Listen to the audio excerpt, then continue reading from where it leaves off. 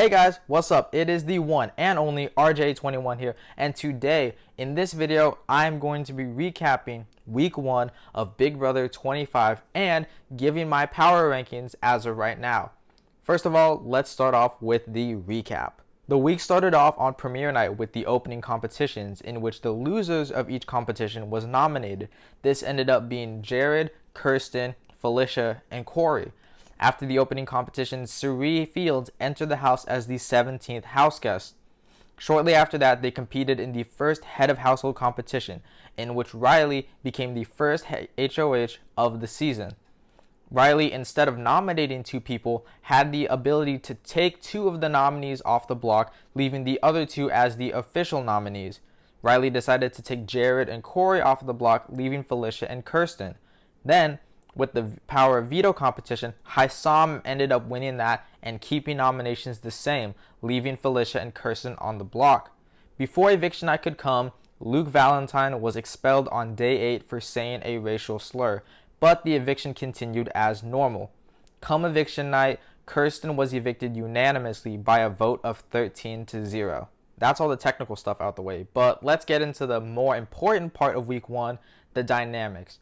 The house is split into 2 sides. We have Reilly's side of the house and Cirie's side of the house. We'll start with Reilly's side of the house. Reilly, being the HOH, wanted to solidify her core and wanted to make some sort of an onion alliance. So they started off with a 3-person alliance consisting of Reilly, Jag, and Blue called Crowd Control. They then created another layer outside of that, including Cameron and Matt, to make the Handful. Then they brought in 3 more people, bringing in America, Cory, and Jared, making an 8-person alliance called Family Style. In retaliation to that, on the other side of the house, Cirie decided to create a 5-person alliance called the Bye Bye Bitches, consisting of herself, Izzy, Bowie Jane, Mecole, and Felicia. Then, to gather the numbers, they decided to recruit the older house guests and Jared, bringing in Hisam and Red, creating an alliance called the Professors to combat Family Style. If you'll notice, Jared is actually on both sides of the house, but in actuality, Jared is loyal to Cirie's side of the house because Jared is Cirie's son. So obviously they have a relationship that goes beyond this game. So obviously they're going to work together. So Jared's role as of right now is to act like a mole or an informant for Cirie's side, getting information from Reilly's side of the house or the Family Style side of the house, and then reporting that information to Cirie, so that way they know who is coming after who. In actuality, despite Reilly being the HOH and being in the alliance, being a part of the alliance, the initial power alliance, Cirie's side of the house actually holds the power because Cameron ended up blowing up the Family Style alliance because he feared that for some reason Family Style was going to implode. So instead of waiting for it to implode, he just blew it up himself. So as it stands right now, Family Style is in shambles while the Professor side of the house is going strong. I know that's a lot, but with all this information in mind, let's go into the power rankings. Actually, before we get into the power ranking, I just want to say 3 things.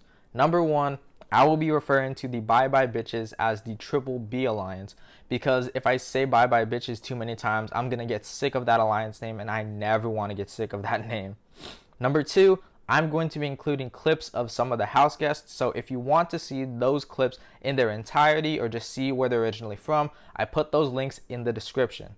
Finally, this video is being filmed after the week 2 nomination ceremony, so I know who the week 2 HOH is and who they nominated. So that information will be factoring into this power ranking, but it honestly doesn't change much. Now, with all of that out of the way, let's really get into the power rankings. In 17th place, we have Luke. Is there anything I really need to say about Luke? I just made a whole video about my opinions on his expulsion.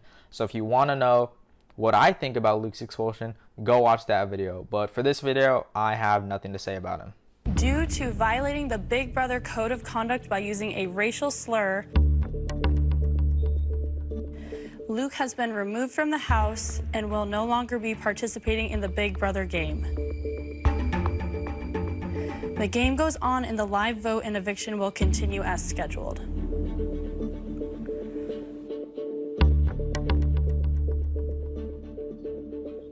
In 16th place, we have Kirsten. And it's really unfortunate that Kirsten is gone this early. Her biggest issue or biggest flaw in this game was just playing too hard, too fast, and playing too messily or sloppily. She accurately recognized that she was in a dangerous position being one of the first 4 nominees of the season, so she tried joining into that 5-person alliance, the Phalanx 5. The only issue is that after forming that, she tried getting with the other side of the house, talking with the likes of Cirie, Felicia, and Mecole, trying to form another alliance there. Once people started talking game, people started cross-referencing the information Kirsten is giving them, and they all realized that Kirsten was actually playing them. And Kirsten was trying to play all sides of the house, and it was just overall way too messy, especially for like day 1, day 2 of the Big Brother house. This immediately painted a target on her back that she was never able to wash off, and she was seen as the consensus target, honestly, the house pariah for the entirety of week 1, leading to her unanimous eviction.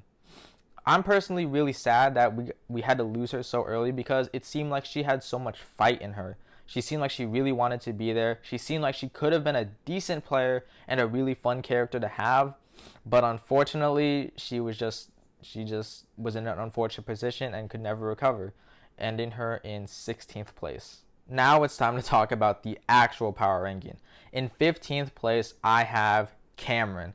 Now, I think Cameron played week 1 absolutely horribly. Maybe it's not the worst week 1 we've ever seen, but it's definitely up there as a very bad week 1. By just his age alone and his general vibe, Cameron should have aligned himself with the Professor's Alliance. But because he was so focused and like determined to create a final 2 or just a final 2 bond with whoever the first HOH was, he ended up literally like stalking Reilly. Like, I know people say they're gonna kiss up to the HOH, but Cameron is literally like, he was like becoming one with Reilly. Like, it was like not borderline, it was just straight up weird how much time Cameron was spending with Reilly. And he spent so much time just with Reilly to the point where he's entering week 2 with absolutely no true allies besides Reilly. And Cameron is now on the block next to Reilly. So there's now nobody in the house except himself who would use the veto to save him, to save himself. And it's really bad. Not only that, he blew up his alliance. He was on the power side of the house with the HOH, but he was so cocky and arrogant that he thought the other side could never form an alliance. And he got arrogant and acted like they could never do anything. But once he figured out that they actually did something, he blew up the alliance.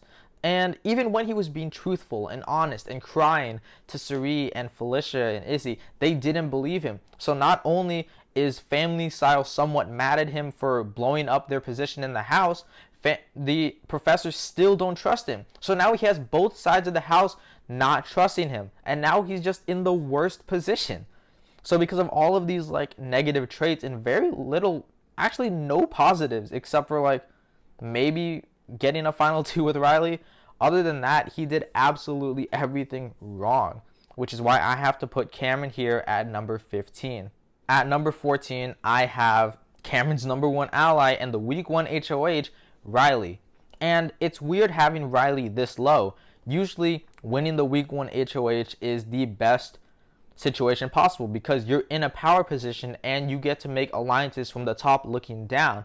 So you don't need to be intermingling and like playing from there. You're already in power. You're already technically a step above everybody else. So you don't need to stress out and things like that. And her HOH was made even easier in that she didn't actually have to nominate anybody. All she had to do was take 2 people off of the block and hope that the veto wasn't used, which it wasn't. Meaning that she should have gotten at least 2 guaranteed allies who were having her back. But she somehow turned her HOH week into one of the worst and messiest in that she created a clear age divide within the house and she put herself on the opposite side of a known Survivor legend. Cirie was very open about being on Survivor and being regarded as a fan favorite, and she somehow put herself on the other side of that house. So it's like, it's just crazy thinking how poorly she played week 1. The positives I do have for her is that she does have people actively fighting for her.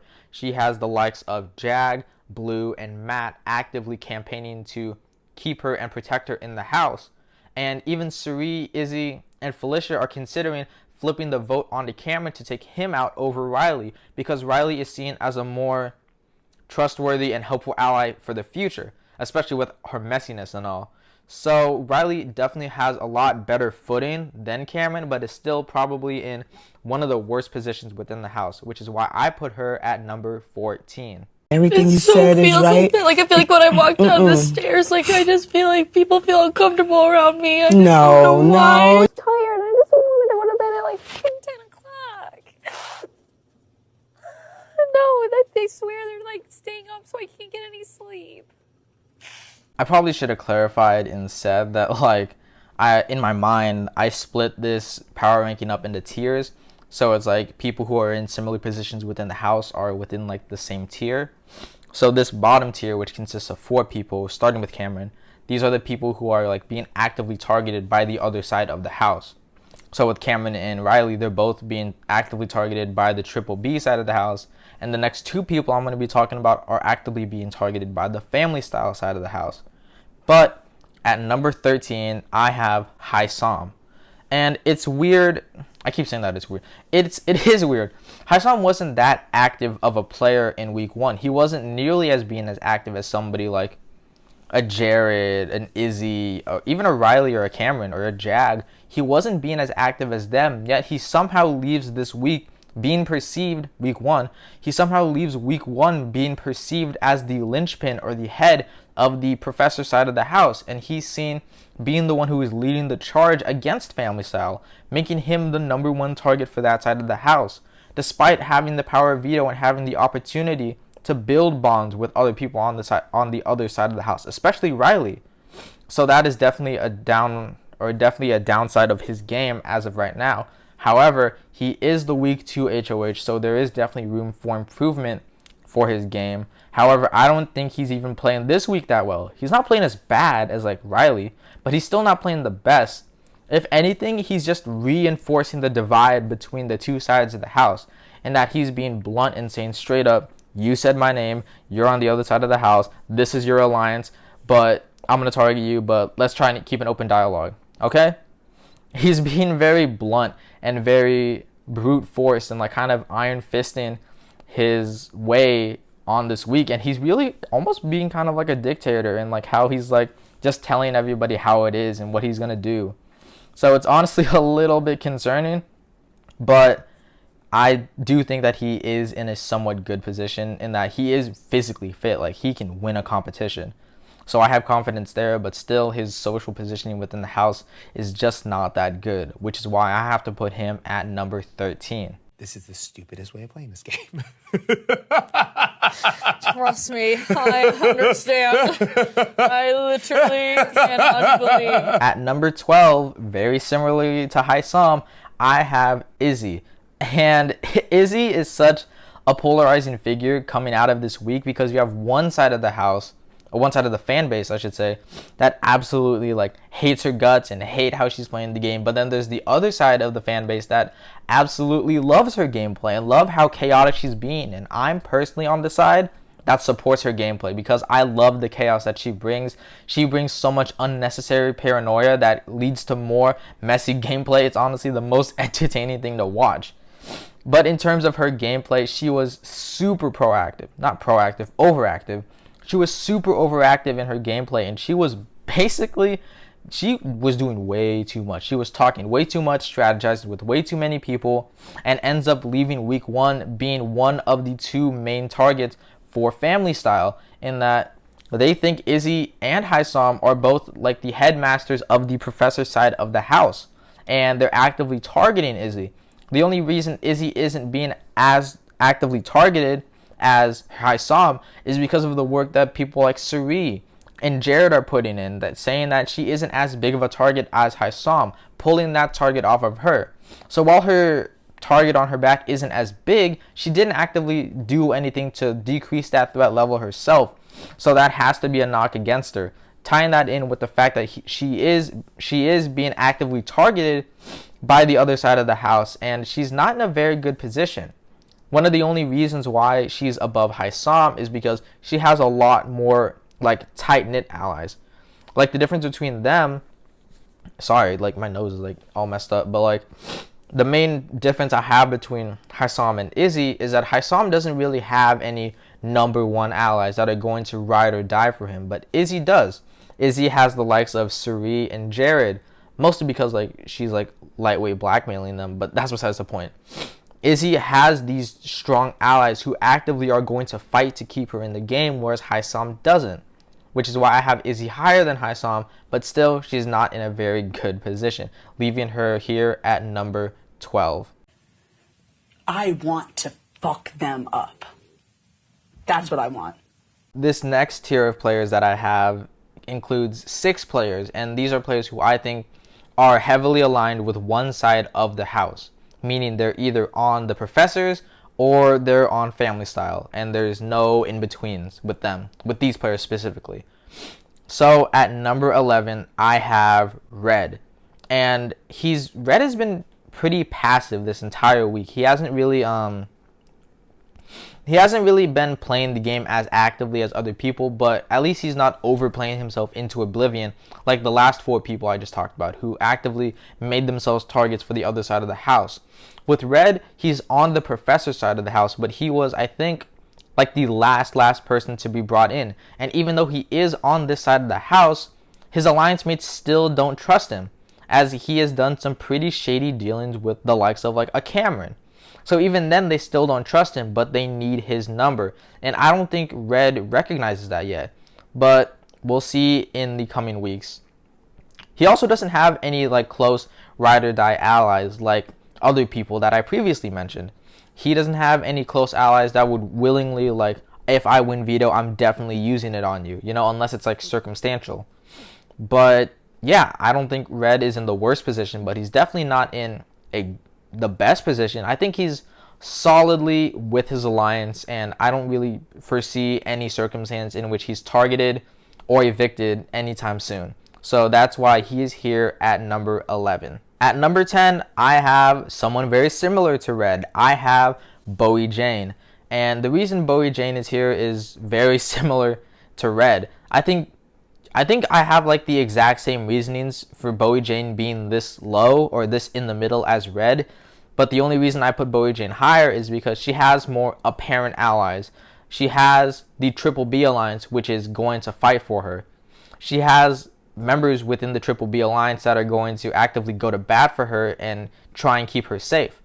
But other than that, she's pretty much in the same place as Red. She didn't actively play a lot in week 1. She was very low-key, under the radar, very chill. Nobody is saying her name as a target, which is a good thing, but I don't know if she has enough runway to make it far or deep in this game, and that makes me a bit worried. But as it stands right now, she's in a pretty decent position, which is why I have her near at number 10. At number 9, I have Matt. And Matt was in an interesting position. At one point, I had Matt as high as number 4 on my list when I first drafted this, but after careful consideration, I had to move him down here to number 9 because initially he wasn't making it as apparent that he was working with family style. He was kind of portraying himself. What the hell? I'm going to redo this take. At number 9, I have Matt. And the reason I have Matt this low is interesting. I had Matt as high as number 4 on my list when I first drafted it, but I ultimately ended up placing him here at number 9 because initially he wasn't playing as one-sidedly. He was making himself seem more like a free agent. He was obviously floating around the likes of like Reilly, Jag, and Blue and them, but he wasn't making it like publicly known that he was working with them. However, as the week progressed, he made it more and more apparent that he was working with Reilly and he was actively going to bat for Reilly, which has made him a target where if Cameron or Reilly come off the block, Matt is going to be the replacement nominee and he could possibly get voted out. I think if Cameron wins the veto and Matt goes up, if Cameron wins veto, pulls himself off, Matt goes up, and Matt probably goes home over Reilly because people are going to want to keep Reilly in the house as a number. So there is definitely a lot of danger for him there. But, oh man, I just lost my train of thought. No, I didn't. Matt is solidly, he obviously has a lot of not a lot, but he has people going to bat for him. He has the likes of like a Reilly and I think maybe a Jag, but that's a little bit questionable. But overall, Matt's position in the game is fine. He's not a primary target for the triple B side of the house, but he's not in the best position, and he could very quickly run out of traction very soon in this game. So that makes me a little worried about his game. But overall, he's doing fine as it stands right now, which is why he is here at number 9. Now at number 8, and I'm honestly really sad I have this person at number 8. At one point, this person was number 1 on my list, but similarly to Matt, as the week played by, it just kept getting worse and worse for him. So at number 8, I have Jag. And going into the season, I had a lot of confidence in Jag. He was almost my winner pick. But what I said in the preseason about him possibly playing too passively ended up somewhat coming into fruition. He comes into the first 4 days of the house, like not like steaming, but like he comes into the game and he plays. He actively helps Reilly make the Onion Alliance and creates the family style side of the house. But he gets way too comfortable with family style. He gets way too comfortable and he almost just stops playing for a little bit and he lets the game just fly by him to the point where after Cameron blows up family style, Jag is playing catch up and now he has to maneuver his position and he's in a worse spot than he was initially. He's not the active target for the triple B side of the house, but the people, the likes of like a Felicia or an Izzy or maybe even a Cirie were considering nominating Jag as a pawn this week if they had won HOH. So Jag is definitely not in the best position, but he's still in a very good position. He has the likes of people like Reilly, Blue, maybe even a Matt, possibly going to bat for him, actively wanting to keep him in the house. So Jag is definitely not in a bad position at all. He's just not in a very solid one. His foundation was strong, but then an earthquake happened and now it's really shaky. And he still has a lot of cracks to fix in that foundation. But I have enough confidence in Jag as a player where he, coming in the future weeks, I think he will be fine in his position, leaving him here at number 8. Now for number 7, I had this person as high as number 2 or number 3, but now they're down here at number 7, and that person is Blue. Similarly to Jag, she came into the game playing hard. Not playing hard. I don't know why I keep saying that. She came into the game playing. She actively helped Reilly form that Onion Alliance. She was a part of the core 3 in crowd control, and she was in a really solid position. She was even playing the middle very well, in that people like Cirie and Felicia and I think even like a Bowie Jane or an Izzy at one point wanted to pull Blue in because they trusted her. However, similarly to Jag and Matt, she made it too apparent that she was clearly on the family style side of the house and she was getting a little too cocky in her position.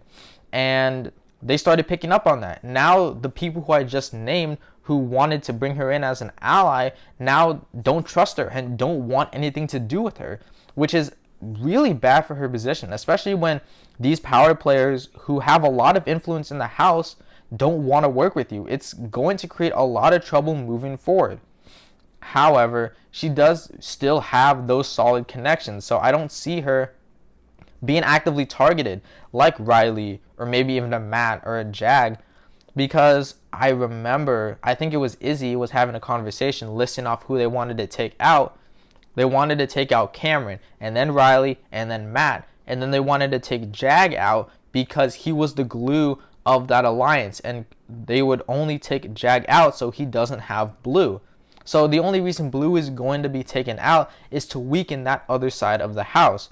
So Blue isn't even really being seen as a massive target right now. She's just seen more as like collateral damage. I think collateral damage is the right word for her, but I think she's just too closely aligned with the family style side of the house. I think if she's able to separate herself from that side and actively play this free agent floater game, then I think she'll have a lot better chance of making it further.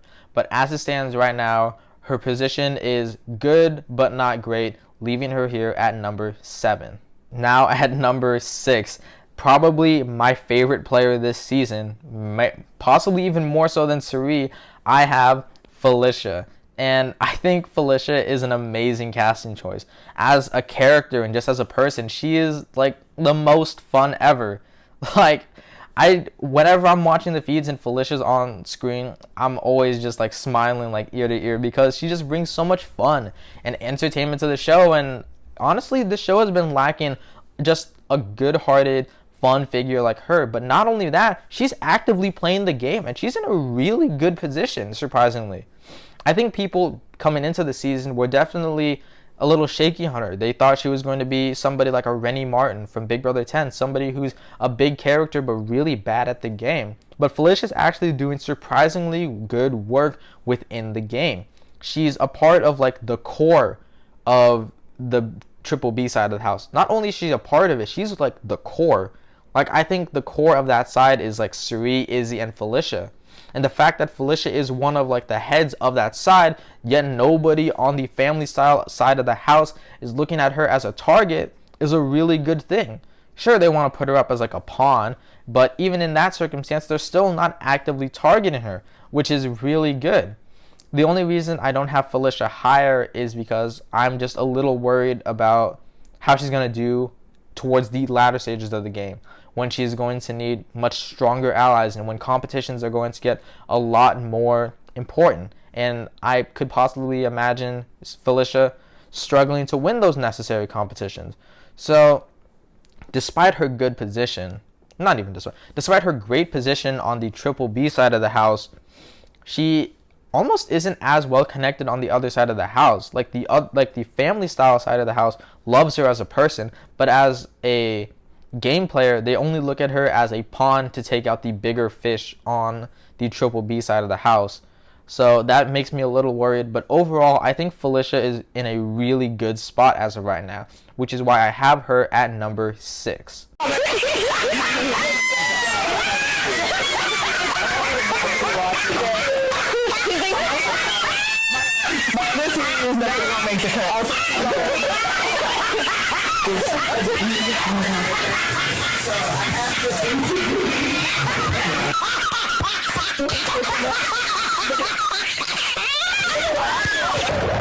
Now at number 5, this next tier consists of 3 players, and I think these are players who are playing the middle very well.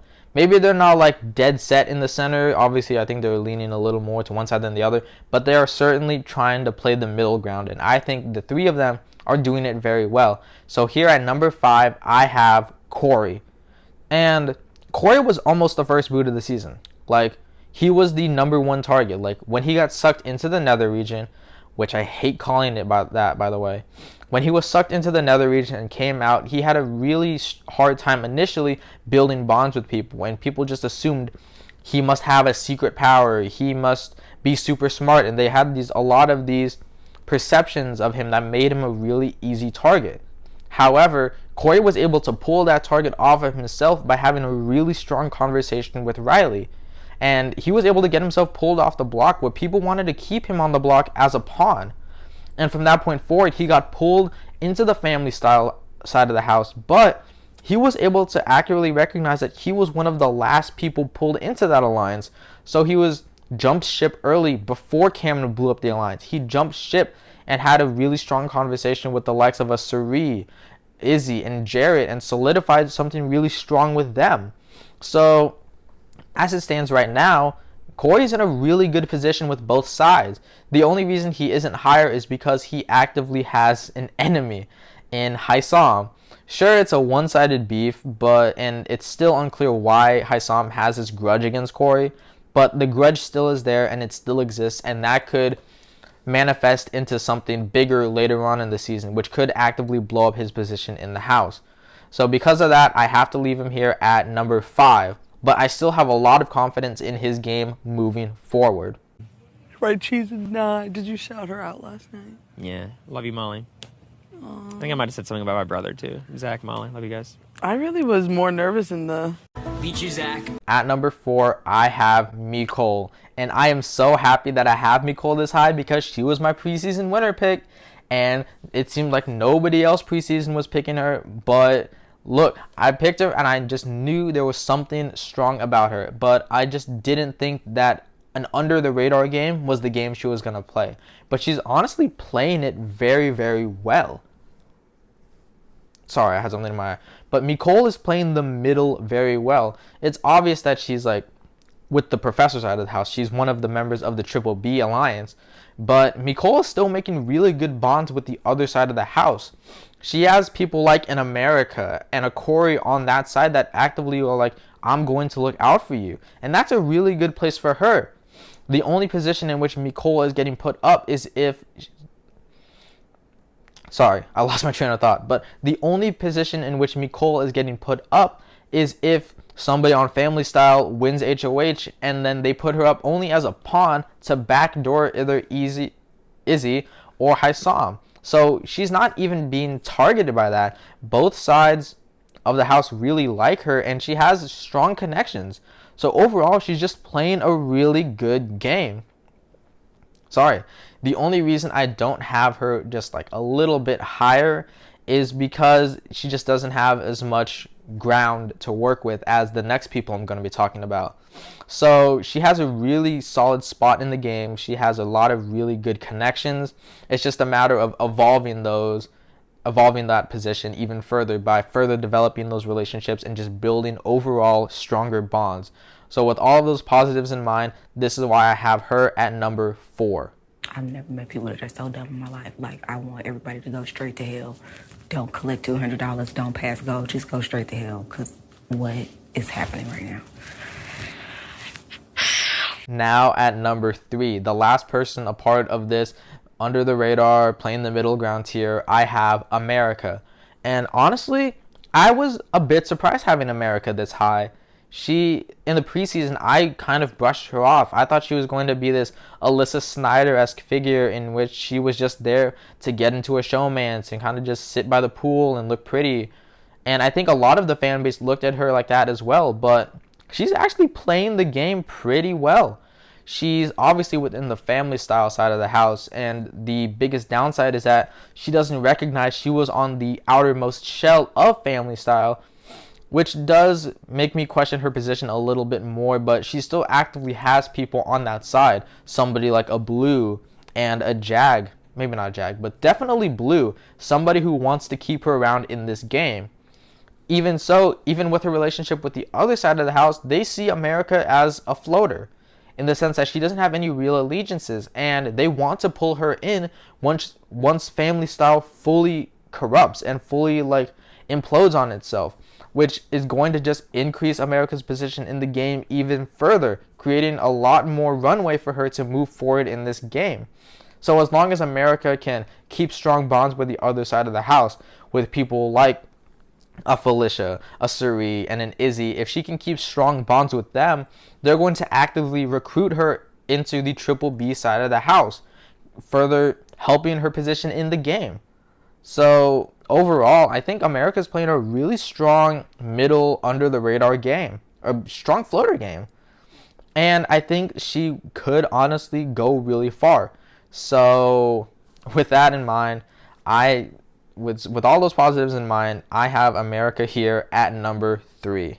It's time for America's vote. I vote to evict Kirsten. This is the final tier of this power ranking, and I call this tier the Fields, because if you can't tell, the only people in this tier are Cirie and Jared. And I didn't want to put them this high because of like bias, and it's like, oh, she's from Survivor, obviously I need to put her as number 1, you know. But honestly, it was, looking at the current dynamics of the house, the two of them are playing the best game. It was just a matter of who should go above who. So what I've decided with my number 2 for power ranking as of right now is Jared. And Jared started off in a really bad position. He was the first person nominated of the entire season, which should put him in a weak position, but as opposed to somebody like Kirsten who was overplaying her hand, Jared was just actively playing. He wasn't making deals and making promises with people. He was just simply talking game and building trust with people, and that garnered a lot of goodwill with basically the entire house, where by the time of the nominations, Reilly's like, I'm definitely pulling Jared off because I trust Jared. Jared is also pulled into the family style side of the house, albeit in the outermost shell, but they still wanted to actively work with him. And this greatly benefits his position because he's able to leak that information to Cirie's side of the house. So that's honestly great for his game. And he's honestly playing the middle near perfectly. Scratch that. He's not playing near perfectly. He has a lot of flaws, which is why he's here at number 2. His biggest flaw is that he talks way too much. Like, he has almost blown his cover about being Cirie's son multiple times. He just talks way too much. He gives up way too much game information, and people like Reilly and possibly even Matt are somewhat upset with him because he's not showing his loyalty to that side of the house when they believe that he had it. So he is getting sloppy in his gameplay, and and that's what's honestly tanking his position in this game. But if he can clean that mess up a little bit, like Cirie said, I think he's going to go really far in this game. So that is why I have him here at number 2. He can move up to number 1, I think, if he can just follow his own advice. Bro, don't you think it's time to shut the fuck up? Like, just shut the fuck up for a second, bro. Finally, at number 1, I have Cirie. And it's honestly a little unfair putting her this high because she is the Survivor legend and people know how good of a game player she is when it comes to these social manipulation games. So it felt almost like a get out of jail free card putting her here at number 1. And I almost didn't want to do it. But looking at the game objectively, Cirie is probably in the best position in the house, which is weird because she isn't even playing both sides of the house. She is firmly on the triple B side of the house. And I think everybody recognizes that, yet people aren't actively targeting her. And that's because Cirie has she managed to lower her threat level intentionally. She let the likes of people like an Izzy and a Hisam overplay their hand, so that way the two of them be seen as the linchpins or the heads of the triple B side of the house, somebody easily targeted by the family style side of the house. In addition, Cirie has built really strong bonds with people on the family style side of the house. Somebody like a Reilly, an America, and a Cory. These people who are on the other side of the house that now actively want to work with Cirie and move forward with her in the game.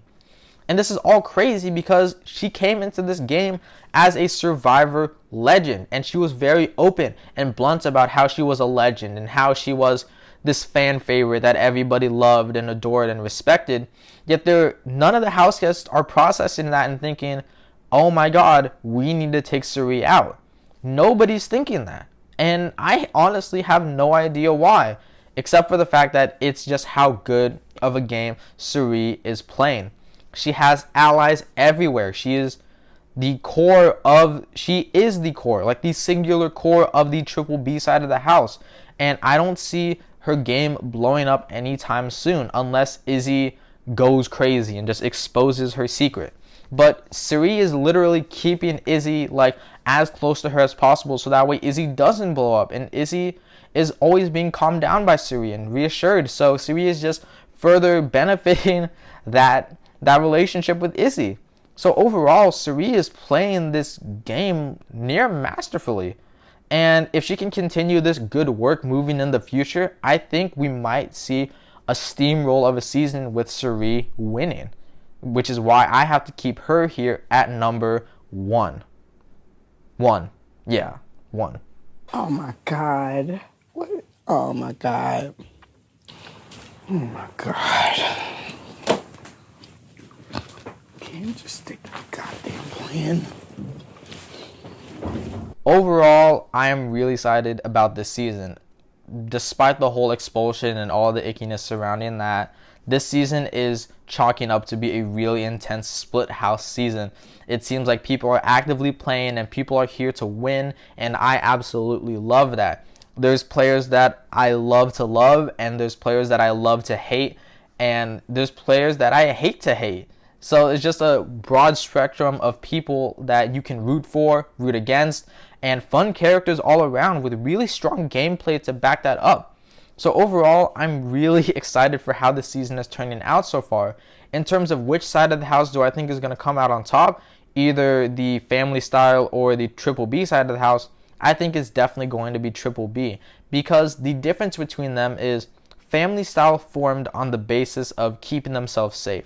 They formed, they're like, I'm going to take you because you're social. I'm going to take you because you're physical. I'm going to take you because you're strategic.